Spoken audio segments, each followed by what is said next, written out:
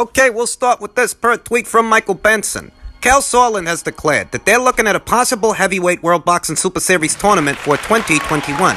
He said that if Tyson Fury and Anthony Joshua fight twice next year, it could be the right time to match the contenders. How about this hypothetical lineup? I'll tell you something. I see what the hierarchy of thought here is. I understand the rhyme and the reason for the proposition. If Tyson Fury and Anthony Joshua fight 2 times in 2021, that's basically saying that all 4 of the major titles at the weight will be tied up between those 2 fighters. Essentially, all the contenders in all the rank standings will not have the opportunity to fight for any of those belts at any point in 2021. Thus, a tournament might be the right way to go to get some attention and get some coin. I understand it. It's just that there are some fighters that need this kind of a tournament, this kind of a platform, more so than others. In the hypothetical lineup, you see names like Dillian White, Alexander Povetkin, Andy Ruiz, and Luis Ortiz. The kind of fighters that when you look at the lineup, what you realize is... Won't happen. Good idea that it might be. Titillating proposition for the fans that it might be. It's just not likely to come off. At least not with these names, not with these fighters. Dillian White is set to lock horns with Alexander Povetkin for the second time before this year is out.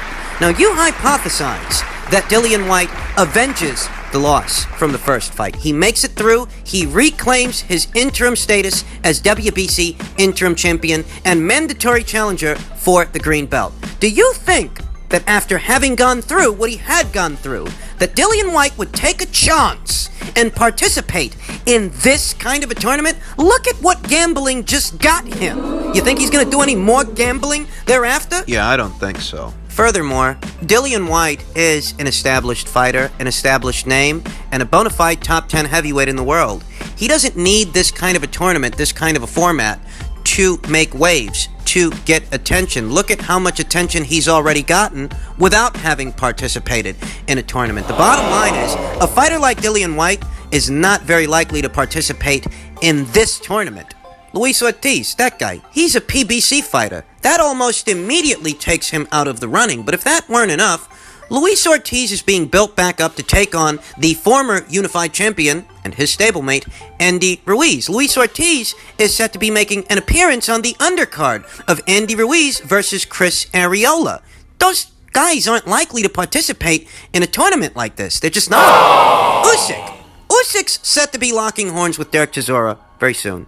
If he makes it through that fight, he secures the mandatory position to challenge Anthony Joshua for the WBO title. That requires a lot of reconciliation because Usyk has no plans of stepping aside to allow Anthony Joshua to even fight Tyson Fury once, let alone twice.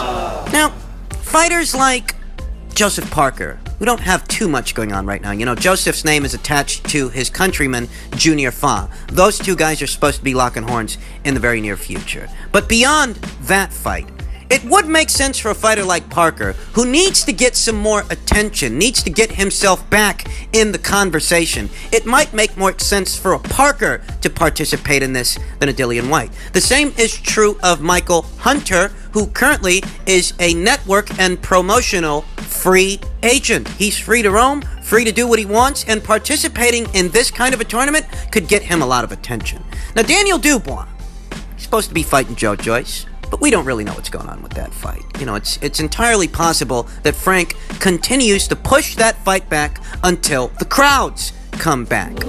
Daniel Dubois still has a lot of stripes to earn. He really does. And in some ways, the tournament would make sense for him. It's just, I don't think Frank would let him participate in it, if I'm being honest. Yeah, he's building that kid up. There are a lot of people out there that think that Daniel Dubois is a bit on the green side, perhaps too green even, for Joe Joyce, the guy that he's supposed to be fighting. So what happens to him against fighters like Alexander Usyk, Dillian White, Luis Ortiz, Alexander Povetkin, Michael Hunter even?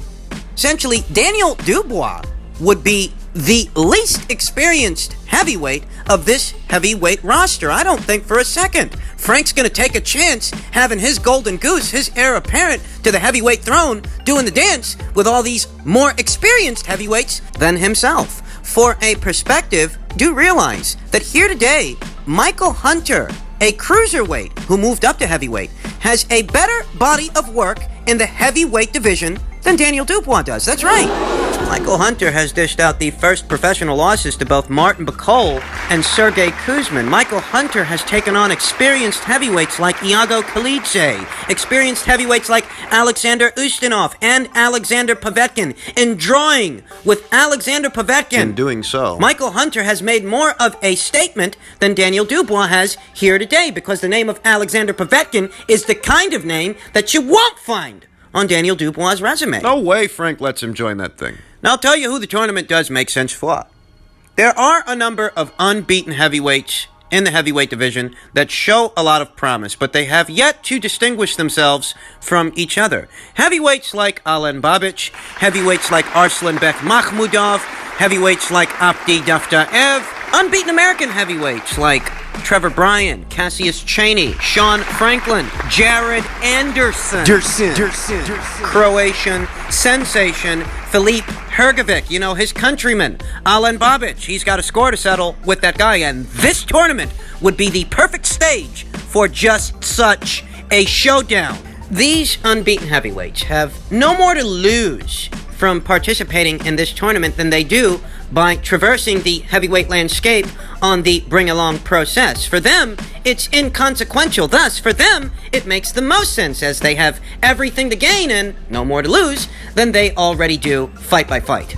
A fighter like Murat Gassiev, who participated in the first season of the World Boxing Super Series in the cruiserweight division, could also stand to benefit from making a second appearance in the tournament, but as a heavyweight. He hasn't done much of anything since having lost to Alexander Usyk in one-sided fashion. He needs to establish himself as a heavyweight. He needs to garner himself some attention, and a second appearance in this tournament could do that for him.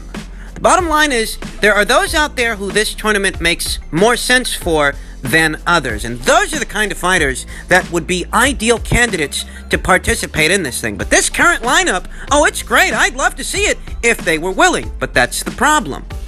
Any of these guys, I just don't see it happening. Not with them. Or just in keeping with the theme of all things heavyweight, Matt Christie tweeted, Robert Smith of the board has stressed that Dillian White is suspended following the Povetkin knockout for 48 days, not the widely reported 28. Once those 48 days are complete on October 9th, he will undergo medicals before his license can be reinstated and the rematch can be confirmed.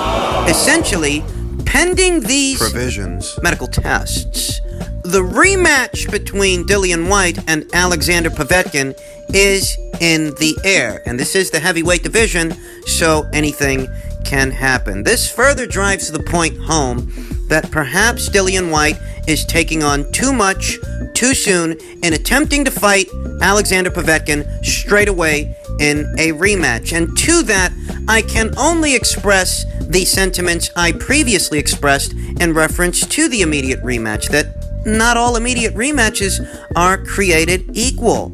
This immediate rematch could end up working out like, I don't know, Dog Bay versus Navarrete, 1 and 2, just as easily as it could end up working out like Kovalev versus Alvarez, 1 and 2. It's hit or miss. It could end up working out like Price versus Thompson, 1 and 2, just as easily as it could end up working out like Lewis versus Rahman, 1 and 2. Could end up working out like Kovalev versus Ward, 1 and 2, just as easily as it could end up working out like Joshua versus Ruiz, 1 and 2.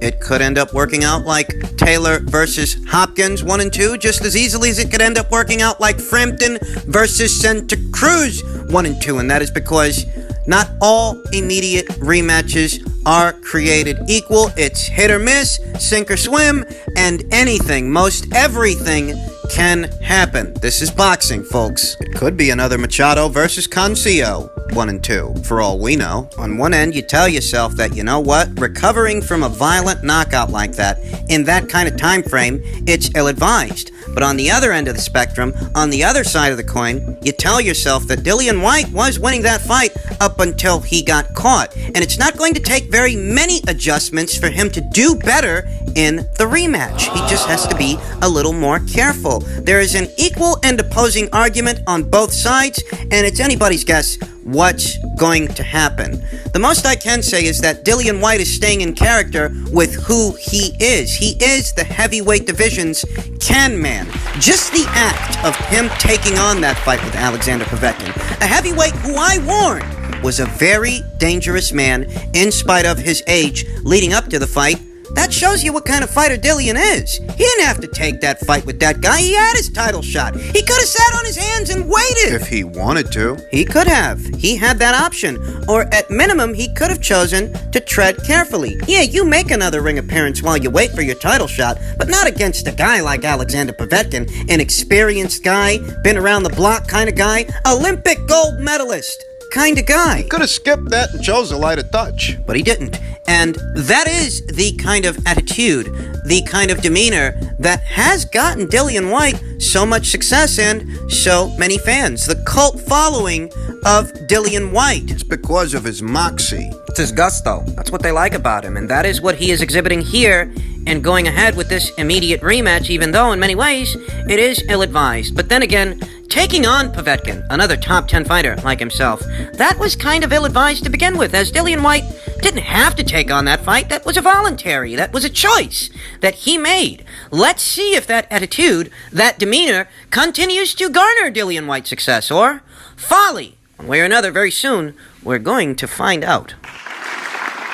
And finally, per tweet from Michael Benson, Mark Tibbs has revealed he is now back training Billy Joe Saunders again. Billy Joe Saunders worked with Mark and his father, Jimmy Tibbs, up to his world title win versus Andy Lee in 2015. Since then, he's been with Dominic Engel and Ben Davison, until now reuniting with Tibbs. I suppose that this news could be interpreted as being encouraging that Billy has now reunited with Mark, the man who led him to his WBO title in the middleweight division. I suppose that that can be interpreted as good news, though for me it just highlights instability. Further instability from what is a two-division champion. You know, we used to say about the former IBF super middleweight champion, James DeGale, that this was a fighter who was consistently inconsistent. And I think that the same is true when it comes to Billy Joe Saunders. I mean, how many trainers is he going to toggle through before we see some consistency from that guy? Billy Joe Saunders really is a bit of an enigma in more ways than one. He is a skilled and crafty fighter, a talented southpaw who, when he wants to, knows how to navigate that ring, knows how to work off the counter, fight a long-distance finesse fight. He can. This is a fighter who has some very familiar names on his resume. He dished out the first professional losses to Gary Spike O'Sullivan, John Ryder, Chris Eubank Jr., unseated Andy Lee for the WBO title, and gave Canada's David Lemieux a boxing lesson that most people didn't think Billy would give him. A lot of people picked David Lemieux to knock Billy Joe Saunders out, and those people have since disappeared. Billy Joe Saunders has the ability, but it is consistency that he is lacking. And getting up with Mark Tibbs, reuniting with that guy, only accents that inconsistency as far as I'm concerned. You were with Mark Tibbs, then you were with Dominic Engel, bounced to Ben Davidson, back to Mark Tibbs, you were with Frank Warren, now you're with Eddie Hearn. I mean, what the hell is going on? Billy just seems to wander aimlessly through his career. You want the Canelo fight, but you don't want the Canelo fight, but you'll accept the Canelo fight. I mean, really? He's consistently inconsistent. I'll tell you what I want to see from Billy Joe Saunders. I want to see some consistency. I want to see a strong push from Billy Joe Saunders to lock horns with Callum Smith, because from where I'm sitting, that's the fight that makes the most sense for him. He won't likely get a shot at Canelo Alvarez until Canelo's litigation and all that stuff gets sorted out. Who knows when that's going to be? He likely won't get a shot at the IBF super middleweight champion Caleb Plant due to the politics of boxing. But Callum Smith, his stablemate, the guy from his side of the Atlantic Ocean, in his neck of the woods, under the same promotional banner, there's no reason that Billy Joe Saunders shouldn't be pushing the envelope to get that guy in the ring and make some fucking waves. I mean, you never would have known that Saunders versus Isufi was a world title fight. How far below the radar that fight flew. But he really gave a shit. He's on the same side of the street. Some very notoriable names. You got Callum Smith on your side of the street. You got Daniel Jacobs, who just moved up to your division, on your side of the street. You got Demetrius Andre on your side of the street. There's no lack of opponents right there on your side of the street to go around. And Billy Joe Saunders seems to be just happy taking things as they come instead of creating opportunities, creating a legacy. So Billy, he can toggle through trainers, and he can even toggle through promoters, though none of them will be to blame for the things that don't happen in Billy Joe Saunders' career. If he wants to be a part of big fights to land big paydays, he's got to show some gumption. He's got to show some consistency. Because the only thing that's consistent with Billy Joe Saunders is how inconsistent he has been throughout his career. And that ain't Mark Tibbs, Dominic Ingalls, Ben Davison's, Frank Warren's, or Eddie Hearn's fault. The common denominator, that long list of names, is Billy Joe Saunders, because he's the one that's lacking gumption. He's the one that is lacking drive and consistency. That's why he's always ballooning in weight between fights. And I'll tell you something, he'll be one wasted talent if he doesn't change something, and change it soon.